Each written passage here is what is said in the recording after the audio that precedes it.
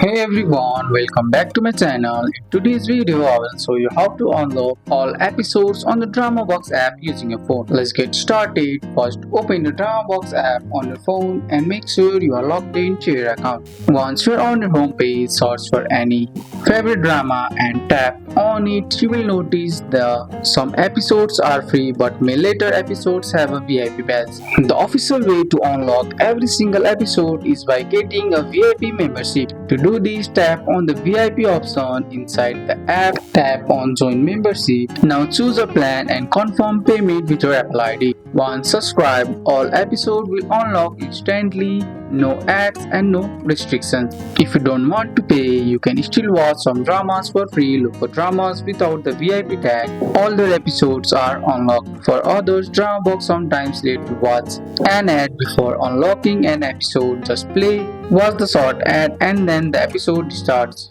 So the paid VIP membership is the only way to unlock everything in the DramaBox, and that's it. Now you know how to unlock and watch drama episode on DramaBox using a phone. That's all for today's video, guys. I hope you guys liked this video. If you found this video helpful, drop a like, subscribe for more videos. Thanks for watching. See you in the next one.